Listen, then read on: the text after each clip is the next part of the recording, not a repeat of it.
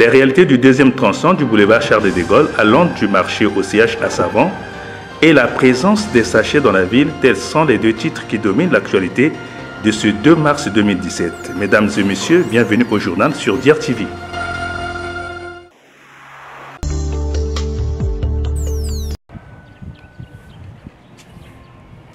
Deux réalités épineuses angoissent les populations riveraines du deuxième tronçon du boulevard Charles de Gaulle allant du marché OCH à Savon. L'impraticabilité de ce tronçon en période de pluie donnant l'accès difficile au quartier 303 Tiétier, les hautes herbes qui envahissent cette artère, rendue invisible par des épaves de véhicules abandonnés. Les actes de vandalisme et d'insécurité causés par des poches de fumoir ne permettant pas la circulation des citoyens à des heures indues dans ce quartier. Ce deuxième tronçon, attendu de tous les vœux, continue à donner espoir à ces populations qui croient encore aux promesses de l'autorité urbaine et surtout l'engagement pris par les petits-fils du général Charles de Gaulle de contribuer à la construction de ce tronçon socio-économique allant de Patra au port autonome. Une augmentation étayée par Georges Djili, chef de zone CQ303 Tiétier. En tout cas, la route là, c'est une route normalement économique pour nous. Si seulement on peut l'arranger, nous serons vraiment bien. Parce que ici, vous voyez, même pour aller au centre-ville, si on peut mettre le goudron ici, là, cette route-là peut mettre à beaucoup de choses. Les bus vont circuler et tout, mais vous voyez comment elle est vraiment foutue là. Ça nous cause beaucoup de difficultés. Il y a des braquages par-ci, des viols par-là, il y a des fumoirs par-ci, par-là. Vous allez essayer de regarder, faites la ronde, vous allez voir, par-ci, par-là, des fumoirs. Pourquoi? Parce que la voie est négligée. La voie est négligée. Les femmes souffrent parce que la nuit, on peut sortir de là. On braque, on pille, on fait tout. Mais nous, aux policiers, à l'autorité policière, vraiment de souvent veiller à ce quartier-là, faire des patrouilles, pour qu'on puisse effectivement attraper ces fumeurs-là qui viennent faire une chambre ici là. Le boulevard Charles de Gaulle du centre-ville à Savon restera le meilleur cadeau du conseil municipal à la population de la ville de Pointe-Noire en proie au cruel embouteillage urbain.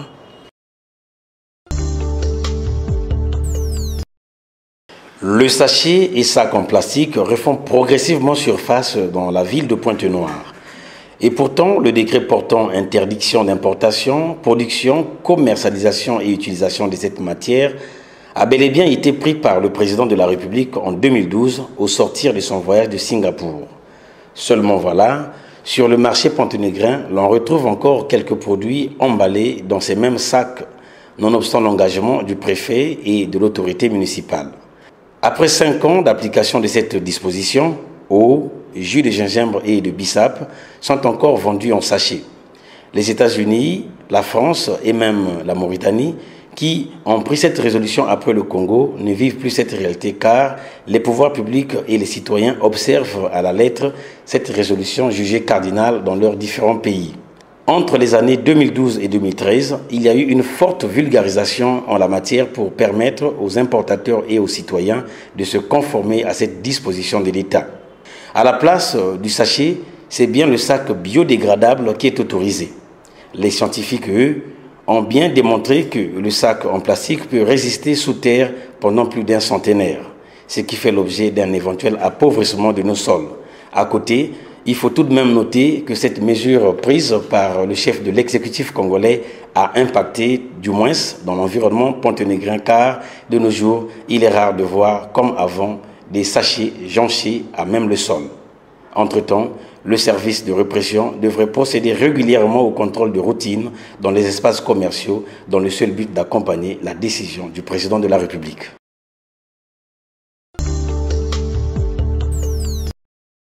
À l'actif des recommandations de la Conférence nationale souveraine de 1991 figurait l'épineux problème du libéralisme foncier, base d'une urbanisation anarchique de nos villes. Des actes pris qui devaient réglementer la vente, l'achat des parcelles dans les périmètres urbains, voire leur périphérie inexplorée. Cela sans empiéter sur l'autorité de l'État, considérée depuis le décret foncier de 1972 comme l'ayant droit légal de la terre au Congo. La Conférence nationale souveraine, en donnant certaines marges de manœuvre aux fonciers congolais, n'ouvrait nullement la porte à l'anarchie. Des villes s'étendent foulant aux pieds les plans cadastraux, régissant ces cadres résidentiels. Des quartiers se créent, se bâtissent sans aucune résolution municipale. Un libéralisme foncier, anarchique, s'installe avec l'emprise du droit coutumier et sa notabilité. La boîte de Pandore, ouverte par la Conférence nationale, fait réagir certains citoyens épris du droit positif. Je prends par exemple un acte qui avait été pris par la Conférence nationale, que je peux dire liberticide. C'est l'acte qui donnait aux propriétaires fonciers la latitude de vendre les terrains parce que c'était devenu leur propriété, sans même prouver l'origine de la propriété. Et aujourd'hui, notre urbanisation subit les contre-coups de ces propriétaires fonciers qui vendent les terrains à tout va et à tour de bras, sans tenir compte de l'urbanisation pensée des villes. Et aujourd'hui, vous voyez, à Pointe-Noire, à Brazzaville, les villes s'étendent de façon tentaculaire, de façon incontrôlée. Mais tout cela, c'est les effets négatifs des actes pris de façon hasardeuse, parmi les actes pris de façon hasardeuse par la Conférence nationale souveraine. Avec la conviction que les nouvelles réformes de loi foncière au Congo accoucheront des résolutions de rupture capables d'instaurer une culture de la gestion urbaine de la terre. La loi et la coutume ne se regarderont plus en chaîne faïence.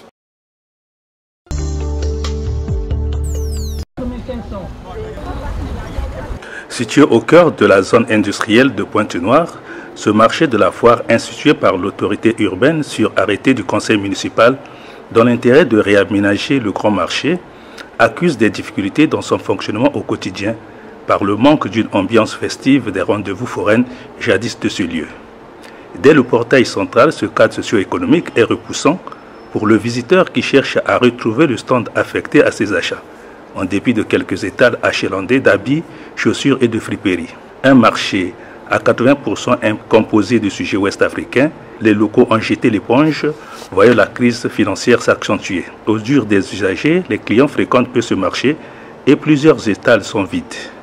Les plus courageux occupent les étals pour attendre les clients de fortune. Un marché abandonné qui mérite une attention, comme l'exprime ce vendeur expatrié. Le marché est un peu bizarre, il ne fonctionne pas du tout. Vous savez très bien qu'il n'y a que des hommes qui sont venus ici pour vendre des friperies. On ne peut pas séparer un couple, les hommes avec les femmes ensemble, le marché pourra bien marcher. Mais que l'on met les femmes à l'autre côté, les hommes ici, ça ne pourra jamais marcher. Et ça ne marche pas aussi, nous sommes ici, là. Bien sûr, on ne demande pas la patente ni quoi que ce soit, mais les tickets, etc. En tout cas, ça ne marche pas. C'est des comprendre très fort. Ça ne marche du tout pas. Donc, nous, les coupables, les responsables, les principaux de ces défauts-là, nous pensons juste que la séparation des femmes et les hommes, raison pour laquelle... Mais quelle séparation des hommes et des femmes vous voulez dire? Ah, écoutez, les femmes sont à l'autre côté, les hommes ici. Nous souhaitons bien que tout le monde soit là, ou bien que tout le monde soit là-bas. C'est ces conditions-là, vous allez voir que ça va y aller. Comme vous y voyez, il n'y a pas de clients, il n'y a que des vendeurs. Et tout ce beau monde-là, ce sont des vendeurs qui sont en train de nous entourer. Comprenez très bien qu'il y a la crise, mais pour moi, c'est la séparation là qui fait défaut. En recadrant le sens réel que l'on doit affecter à ce marché par les autorités urbaines, Nordon Massengo passe au peigne fin les difficultés actuelles de ce cadre commercial informel. Nous nous battons à faire vivre ce marché, mais en vain. Nous avons plusieurs souhaits pour que tout aille un peu mieux. Qu'on nous installe ici un carrefour de toutes les lignes de Pointe-Noire. Cela permettra aux clients de visiter le marché. Car ici, nous sommes dans une zone industrielle et il y a plus de travailleurs que d'acheteurs. Nous avons également besoin qu'on classifie les zones, c'est-à-dire une zone de vêtements, une zone de chaussures, une zone de plastique. Les ventes sont très médiocres, mais tous les jours nous devons payer les sommes de 150 francs CFA pour la mairie et 100 francs CFA pour le balayage. Vente ou pas, c'est difficile pour nous. S'il vous plaît, et une attention particulière pour le marché de la foire. Au mot qui mine le marché de la foire est incriminer la spécialisation imposée à ces vendeurs ayant voulu le brassage économique, habits et alimentation en souvenir des beaux jours du grand marché.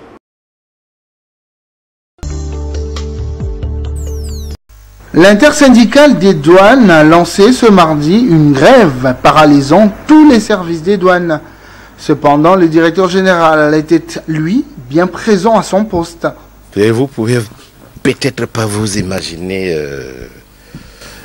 au moment où on m'a accordé cette interview, dans quel état je me trouve. Je suis, je dirais, dépassé, parce que pour moi, comme vous, je l'ai dit tantôt, 11 ans, ce n'est pas 11 jours. La stabilité au sein de cette administration, l'esprit de corps retrouvé, ce sont des facteurs importants pour accomplir la mission qui est la nôtre. Mais que ce travail abattu en 11 ans, aujourd'hui, soit remis en cause, c'est déplorable. 1 milliard presque de francs CFA, c'est ce que représente approximativement l'assiette fiscale journalière de la douane en cas de fonctionnement régulier, et le directeur général en a bien conscience, même s'il aborde la question en d'autres termes face à cette crise. On n'a pas besoin que je vous le dise, vous savez que c'est un manque à gagner important. Rien que le temps perdu qu'on va perdre pour cette journée, un manque à gagner important que personne ne peut évaluer. Donc, si on peut le plus rapidement possible remédier, perdre un jour, encore c'est rien. Mais perdre de 2-3 jours, non, c'est la catastrophe. Voilà ce que je voudrais vous dire en termes de perte. Que cette crise peut occasionner à notre pays. Au niveau du département de Brazzaville, l'observation de la grève est difficile à définir car ici, à la direction départementale, il ne nous a pas été permis de faire le constat. Cependant, au bureau principal du port autonome de Brazzaville, l'activité était plus ou moins timide, même si le chef du bureau était à son poste. Et lorsqu'on aborde le directeur général des douanes sur l'espoir du dénouement de cette crise, il pose le dialogue comme seul recours. Dans ce pays, on a vécu des événements encore plus graves que ce que nous sommes en train de vivre au niveau de la douane. Mais on a réussi avec beaucoup de succès parce qu'on a privilégié le dialogue. Sans dialogue, on n'aurait jamais connu ce développement dans ce pays. La municipalisation accélérée veut tout dire. Parce que le premier citoyen avait compris qu'il fallait privilégier le dialogue. On ne peut pas parler du développement économique du pays. Aujourd'hui, on parle de plus en plus de l'émergence. Mais la condition sine qua non, c'est favoriser le dialogue. Et c'est mon souhait. Déclaration de l'intersyndicat de douane. Camarades travailleurs des douanes, par ma voix, l'intersyndicat de douane vous remercie pour la grande mobilisation pour la journée d'hier à l'Assemblée générale qui a lancé à partir de ce jour 1er mars 2017 une grève illimitée sur toute l'étendue du territoire. Vous savez bien que nos revendications sont légitimes. A été bien suivi par l'ensemble des travailleurs. C'est pour cela l'intersyndicat a été reçu ce matin par le gouvernement, représenté par le ministère du Travail et de la Sécurité sociale. C'est le but recherché. Les négociations ont donc commencé. Le dialogue, rien que le dialogue pour dissiper tout malentendu. Dialogue comme élément à la recherche des solutions apaisées. C'est pourquoi l'intersyndicat suspend la grève initialement lancée jusqu'à nouvel ordre. Les travailleurs des douanes doivent reprendre le travail dès demain, jeudi 2 mars 2017 à 7 h sur toute l'étendue du territoire national. L'intersyndicat de douane. Dans la première semaine du mois de mars, la classe politique se retrouve à Ouesso pour une concertation politique, une énième. Pourtant, quand on pose la question aux citoyens lambda, c'est un peu la surprise. Je ne suis pas informé. Sincèrement, je ne suis pas informé. Mars là, En tout cas, je ne suis pas informé. Non, je ne suis pas informé de cela. C'est vous qui m'informez en fait. Chaque 2 ans, depuis 2009, le Congo est entré dans un cycle de dialogue quasi permanent avant élection. 2017 ne fait pas exception. Mais dialogue sur dialogue, sans toujours voir le bout du tunnel, ça commence à faire trop. Il ne s'agit pas de faire que les dialogues. On peut faire des dialogues, mais il faut passer à l'applicabilité de ce qu'on a traité. Voilà, je pense qu'on ne va pas continuer les dialogues pour aboutir à quoi finalement. Et sur les conseils que ces citoyens peuvent avoir, certains sont sarcastiques. Moi, je n'ai pas de conseils à leur donner dessus, vu que désormais, nous savons tous comment ça se passe. Mais qui se dit seulement la vérité sur les questions qui ne marchent pas sur le plan politique au Congo? Sinon, on ne voit pas comment on peut aller de l'avant si on ne s'accorde pas sur un point donné. Le problème, c'est que s'il y a un point de vue sur lequel il faut débattre, qui ne marche pas, qui ne cloche pas depuis beaucoup d'années, il faut regarder sur cet angle-là et puis bon, trouver une solution. Du 3 au 5 mars devrait s'ouvrir à Ouesso la concertation politique. Après donc Brazzaville en 2009, Evo en 2011, Doluzi en 2013 et Sibiti en 2015. La classe politique sera à Ouesso et on espère que tous les acteurs politiques prendront la route de Ouesso.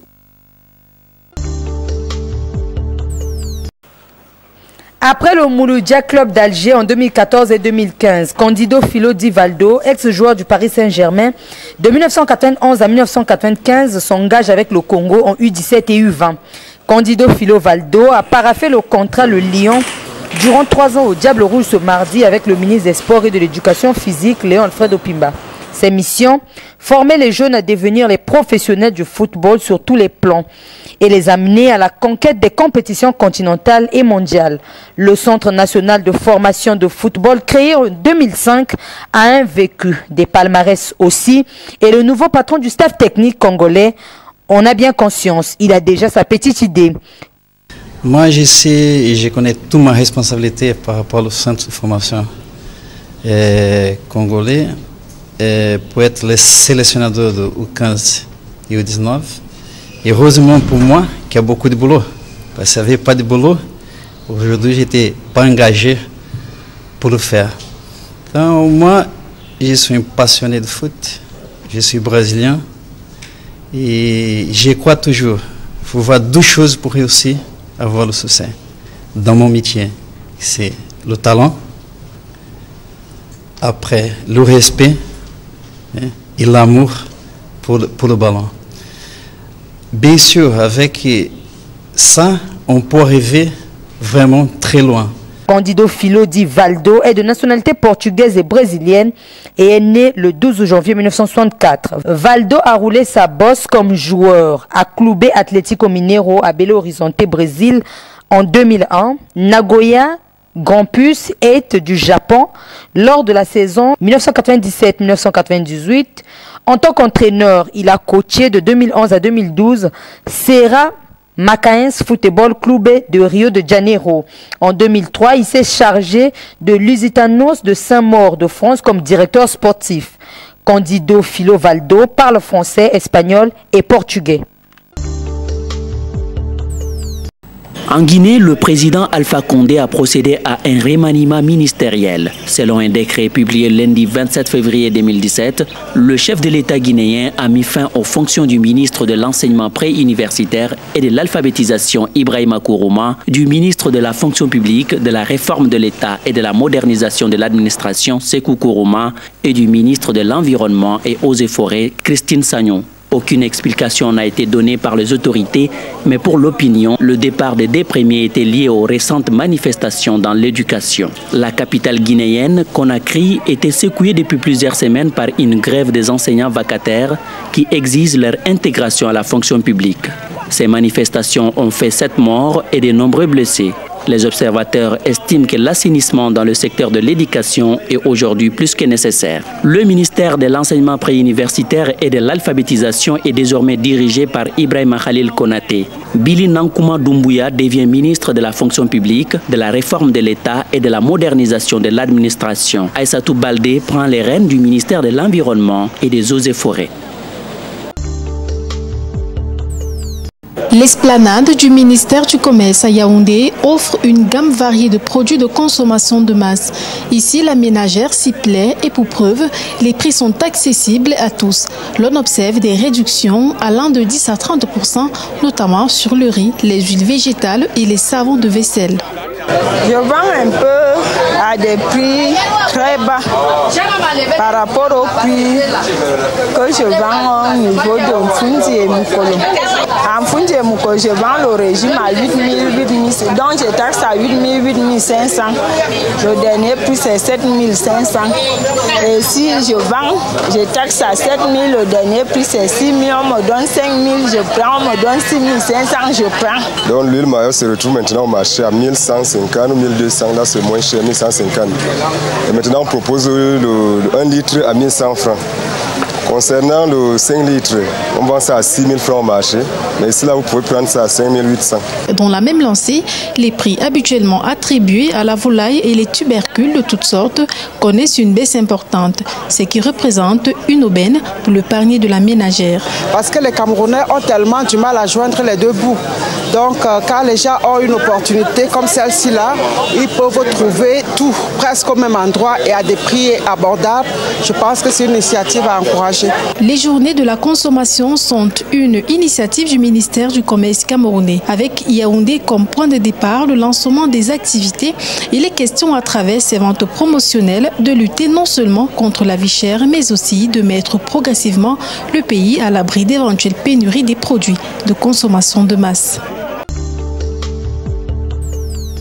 Le président sénégalais Macky Sall s'est dit favorable à l'utilisation des organismes génétiquement modifiés, OGM, à condition toutefois de prendre des précautions sur la base d'une régulation dynamique. C'était lors de l'ouverture mardi 28 février de la 8e session solennelle de l'Académie nationale des sciences et techniques du Sénégal. Je suis pour l'utilisation d'OGM sur la base des précautions prises et sur la base d'une régulation dynamique qui doit accompagner les connaissances scientifiques. Autrement, on serait contre le progrès. Selon les acteurs, les OGM peuvent aider à relever les défis de l'heure comme l'insécurité alimentaire, les problématiques liées à la santé publique, la conservation des ressources naturelles et la lutte contre les changements climatiques. Cependant, les populations émettent quelques réserves par rapport à l'utilisation des OGM. Si la technologie du gène présente beaucoup d'avantages, son développement doit être considéré de manière particulièrement réfléchie. Les sujets de préoccupation des populations sur les OGM se situent à 4 niveaux. Le premier niveau, c'est le niveau sécuritaire. Le deuxième niveau, c'est le niveau scientifique, avec la course à la découverte des gènes d'intérêt. Le troisième niveau, c'est le niveau économique. Enfin, le quatrième niveau, c'est le niveau socio-culturel. Au Sénégal, on reconnaît que les organismes génétiquement modifiés sont des produits technologiques puissants qui posent un certain nombre de préalables avant leur utilisation. Parmi ces préalables figure la mise en place d'un cadre législatif, d'où la nécessité, selon les acteurs, de modifier la loi 2011 portant réglementation de la biosécurité. François Fillon le dit haut et fort dans la presse régionale, il se bat. Après l'annonce de sa convocation chez les juges, le candidat Les Républicains est attendu dans le sud de la France, à Nîmes, pour visiter notamment des exploitations viticoles et tenir une réunion publique dans la soirée. Objectif, repartir rapidement en campagne alors qu'il doit faire face à des défections dans son propre camp. L'ancien ministre de l'Agriculture, Bruno Le Maire, premier à s'être rallié à sa candidature après la primaire de droite, est aussi le premier à s'être retiré de la campagne. Le député Pierre Lelouch, proche de Nicolas Sarkozy, prend lui ses distances en envisageant de demander au Conseil constitutionnel un report de l'élection. C'est impensable de penser que celui qui doit garantir l'indépendance de la justice soit lui-même poursuivi par la même justice pendant l'exercice du mandat. Ce que j'espère, c'est qu'on trouvera une solution et qu'on ne va pas s'enferrer dans une espèce de bras de fer opposant l'élection à la justice parce qu'on ne va pas en sortir. Quant aux centristes de l'UDI, dirigés par Jean-Christophe Lagarde, ils suspendent leur soutien à la campagne et diront la semaine prochaine s'ils se retirent définitivement. Face à ce mouvement de défiance, les proches de François Fillon s'organisent. Dans un message publié sur Internet, l'ancien président de l'Assemblée nationale et actuel secrétaire général du Parti des Républicains, Bernard Accoyer, invite les militants à multiplier les actions de terrain pour convaincre les électeurs de se mobiliser en faveur du projet défendu par François Fillon. Un rassemblement de soutien est également annoncé dimanche après-midi, place du Trocadéro à Paris. À la sortie ouest de Mossoul, cette piste spécialement tracée pour acheminer les blindés vers le front sert désormais de couloir de fuite pour des milliers de civils affolés. Mon pauvre fils, il a tellement attendu le jour où l'armée est venue nous sauver, le groupe État islamique l'a tué. Puisse Dieu le venger, il attendait désespérément cette journée. Tous les moyens sont bons pour quitter le champ de bataille. À mesure que l'armée avance, le flot des fuyards s'épaissit.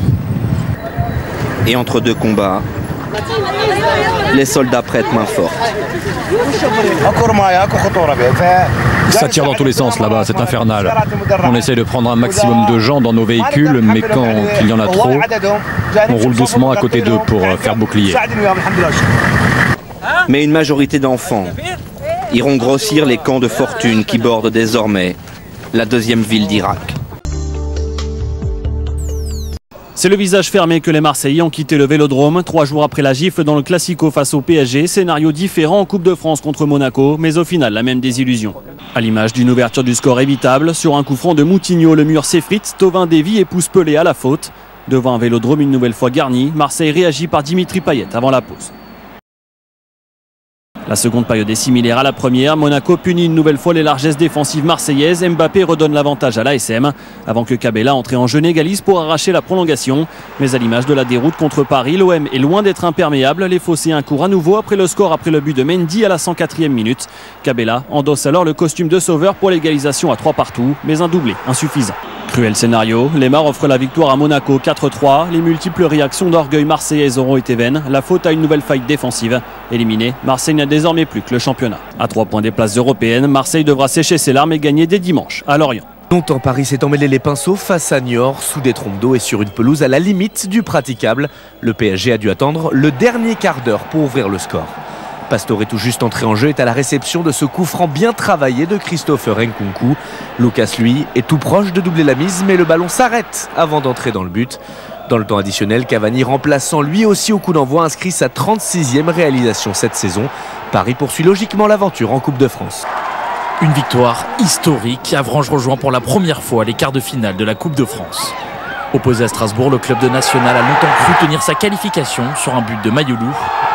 Poussé au tir au but après l'égalisation de Granic, Avranches ne tremble pas et se qualifie pour la suite de la compétition. Quevilly a laissé passer sa chance. Après avoir manqué l'ouverture du score, l'équipe de National a craqué sur des réalisations de Nil Depo et Mendy. Malgré une réduction du score, Quevilly est éliminé et peut nourrir des regrets. Le tirage au sort des quarts de finale de la Coupe de France a rendu son verdict. Le tenant du titre Paris devra faire face aux pensionnaires de National Avranches.